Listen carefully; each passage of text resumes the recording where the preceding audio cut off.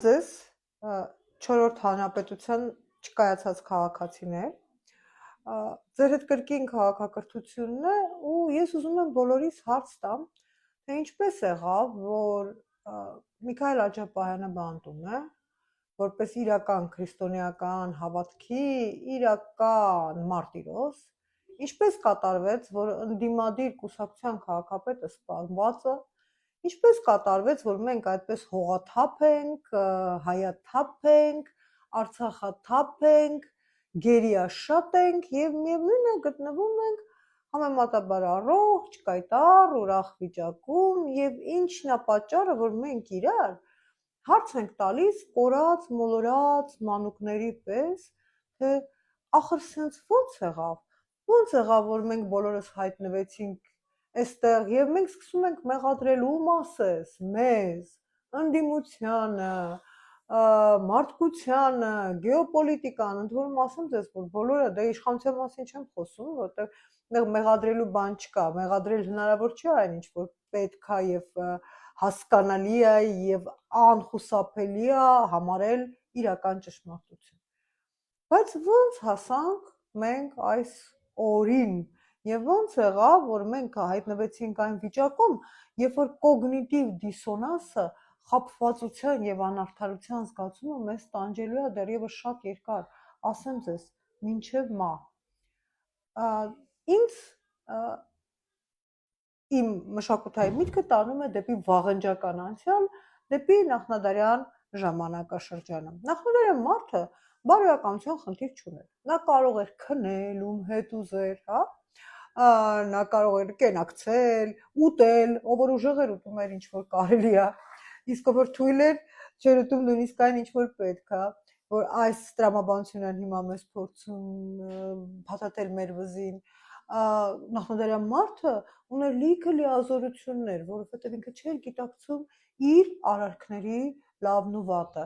Եվ կասեք ինչ հրաշալի է, չէ, որտեղ ուզում ես պետքերդ հոգում ես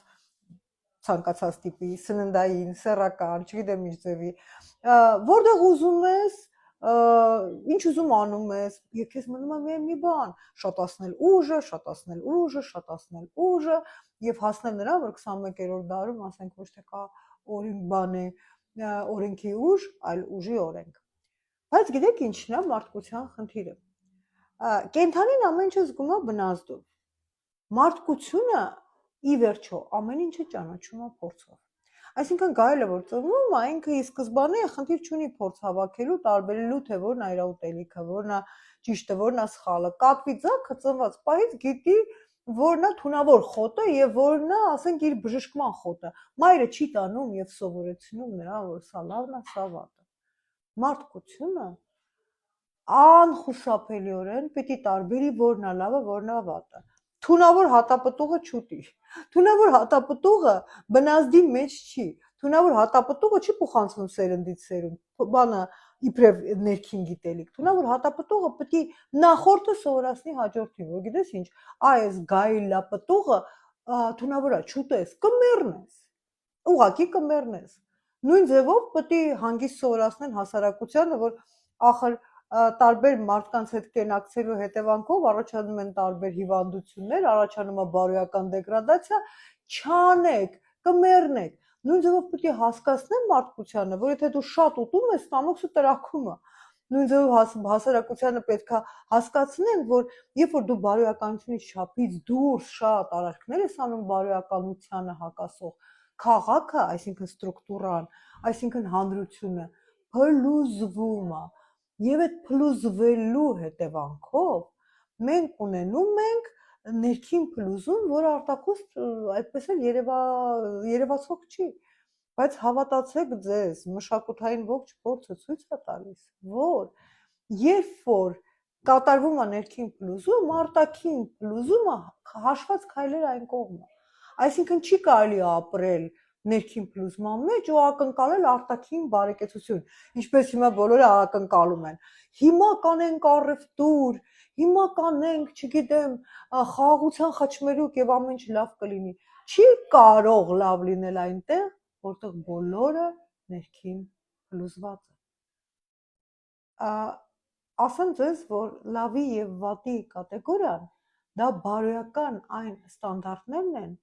որոնք մարդկության ուղղորդում են հենց քրիստոնեության միջոցով։ Գիտեք ինչու հենց քրիստոնեության։ Վերջերս մի դիտարկում եմ տեսել, որ ոչ մի կրոն մարդուն չտվեց մարդու եւ Աստծո կերպարի մեջ լինելու միաժամանակյա շնորհը։ Հեթանոսական աստվածները